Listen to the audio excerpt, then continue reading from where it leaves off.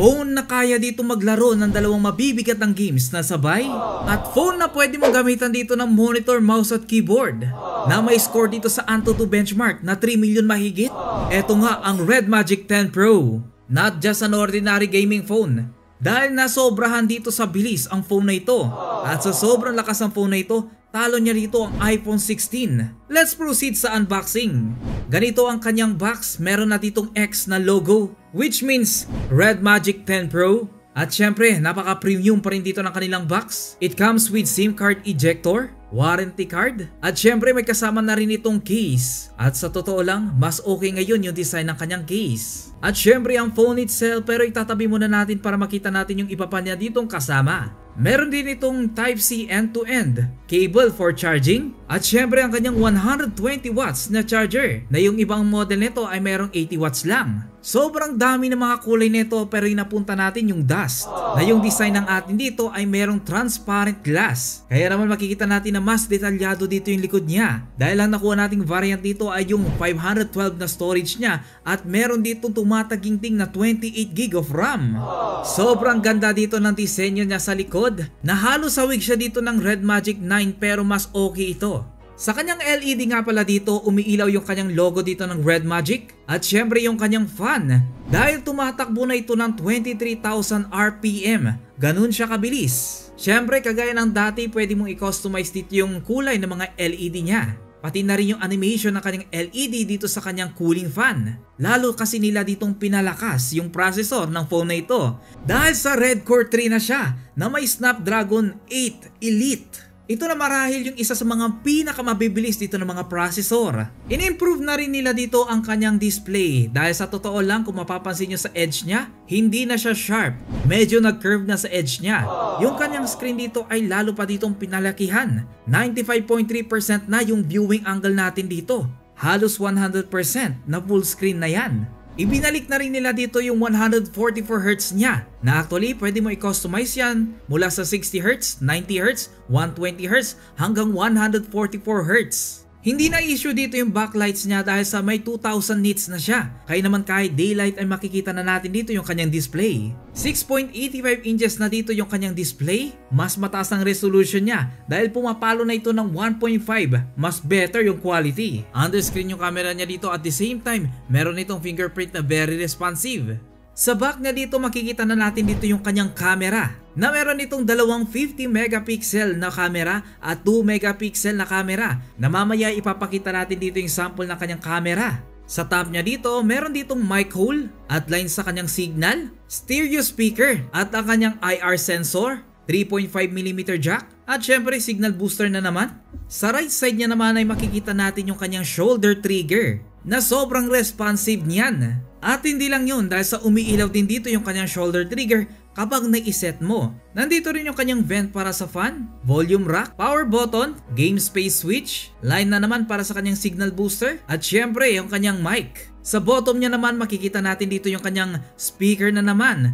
Line ulit for signal booster, Type-C charging port, mic hole ulit for better audio, at ang kanyang SIM card tray. Left side niya naman makikita na naman natin dito yung kanyang signal booster again, at yung kanyang vent para sa kanyang fan. Kung mapapansin nyo, napakarami ditong signal booster. Mas maganda yun kasi nga build for gaming ang phone na ito. Makakatulong yun para maging consistent dito yung connection mo dito sa wifi ninyo at saka sa network. Running na nga ng Android 15 ang phone na ito. Syempre, Red Magic OS 10 siya. Actually, in-improve na rin nila dito yung kanyang battery. Dahil sa naging 7,050 mAh na siya. Dahil ayon sa kanila, 30 minutes mo lang i-charge yung phone mo, ay automatically full bars na yan. Pero syempre take note, yung ibang model na to 80 watts lang dito yung charger nila. Dito nga sa kanyang game space ay na-improve na rin dito yung kanyang OS mula sa mga lumang version dito ng Red Magic. Mas maganda at mas maraming features dito. Sa katunayan ay pwede mo ditong bihisan dito si Mora. Maki-interact kay Mora. Pwede mo pa nga siya ditong ilagay sa wallpaper mo at maki-selfie para maisama ka naman dito sa kanyang picture. Captain, the weather is perfect for photos. Marami pa nga option dito sa kanyang game space na marami mga feature na pwede ka ditong i-apply. Na pwede ka ditong gumamit ng monitor or bigger screen while playing. Ang daming option dito na pwede ka ditong i-apply. Let's talk about gaming. Syempre, ito yung inaabangan ninyo. Dahil ang phone na ito ay meron ditong Snapdragon 8 Gen Elite. Ang tanong, gaano nga ba kalakas ang processor na to? Actually, sobrang lakas. Kung mapapansin nyo dito, nag-i-install tayo dito ng Genshin Impact. Sa pag-i-install pa lang dito ng mga resources niya ay sobrang bigat na yan. Tapos ang gagawin ko dito ay mag-open ako dito ng isang game na mabigat. Kung mapapansin nyo, LOL yung in-open natin dito at very responsive talaga dito yung processor niya. Kayang-kaya niya dito mag-open ng dalawang game at the same time. Wala tayo dito nakitang lag at parang hindi siya dito hirap kahit dalawang game pa dito yung pinagsasabay niya. Hindi lang basta-bastang dalawang game ito dahil dalawang mabibigat na game ito. Dito mo makikita kung gaano kalakas dito yung processor ng phone na ito. At the same time, umiikot din dito yung fan niya para matanggal dito yung heat. Sinubukan ko dito yung LOL na meron ditong 120 FPS ang sinet natin dito tapos naka-vibrant pa.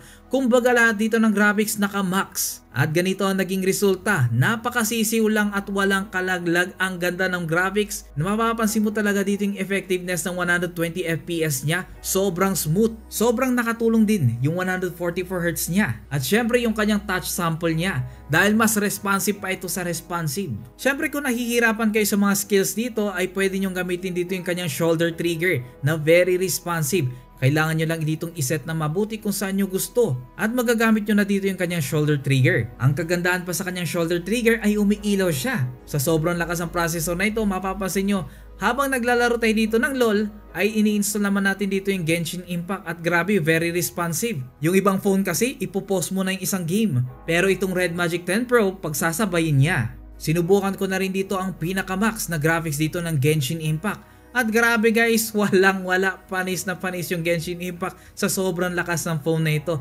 Zero delay, 100% responsive. Very playable dito ang Genshin Impact kahit pa max na lahat ng graphics. At syempre, sinubukan na rin natin dito yung Asphalt. In terms of gaming talaga, mapapansin nyo talaga na panalong-panalo ang Red Magic. Kayang-kaya niya dito, wala pa talaga akong nasubukang game dito na naglag. Actually, almost lahat ng mga game na sinubukan natin dito, wala pa tayong nakita dito na frame drops. Upang i-check kung gaano kalakas ang phone na ito ay nag-Antutu benchmark nga tayo. Pero walang cooler. Wala tayo ditong gagamitin ng mga external coolers kagaya ng ginagawa ng iba. Susubukan natin dito mag-Antutu benchmark kahit lang phone lang. No extra cooler. Kaya naman pagkatapos natin dito mag-Antutu benchmark ay nakakuha nga tayo dito ng score na 2.5 million. Pero sa totoo lang guys, umaabot ito hanggang 3 million. At alam nyo ba yung isa pa natin nagustuhan dito sa Red Magic 10 Pro? Hindi lang talaga siya ditong pang gaming. Naka-design na rin siya dito para magbigay dito ng mas maganda ditong quality ng mga videos at image.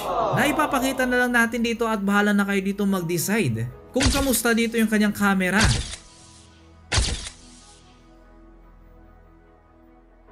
Na syempre guys, sa mga curious kung ano nga ba dito yung resulta ng kanyang video, eto na nga yun, ipapakita na rin natin. So ito nga pala yung video test natin dito sa Red Magic 10 Pro Plus. Yan. Narito yung front camera niya at hopefully okay lang. At nasa indoor nga pala tayo dito. Yan yung mga liwanag.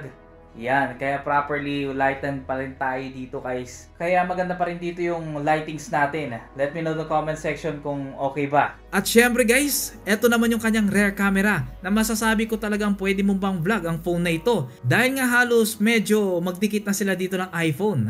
Eto nga yung mga features na tinake natin gamit ang phone na ito. At syempre guys, magpapakita tayo dito ng dalawang video sample niya para ma-check nyo na rin yung video quality niya. Yung isa walang steady mode at yung isa ipapakita natin kung gaano ka-steady siya. At eto naman guys yung kuha natin dito sa Red Magic 10 Pro. Ito yung rear camera niya. Ganito yung video test natin dito. Let me know in the comment section. Actually ang ganda talaga nito. Actually pwedeng pang vlog itong camera niya. Habang tumatagal umi-improve na po. Ganito po siya. Nasa kwarto tayo ngayon. Ayun nga, nakita nyo, napakalaki ng pagbabago. Actually, low light pa tayo dyan. At syempre ito naman, pag inactivate natin dito yung action mode niya. Sobrang ganda niya. Actually, kahit tatalon-talon tayo dito, stable na stable. You know, talon-talon tayo dito, medyo stable pa rin dito yung mga videos natin. Dahil sa mga performance na nakita natin, masasabi kong pwede mong pang vlog din ang Red Magic 10 Pro. Kaya guys, mag-iiwan nga pala tayo dito ng link dito sa description sa mga gusto mag-avail ng ganitong phone. Bukod sa meron ka na ditong gaming phone, meron pa ditong camera phone.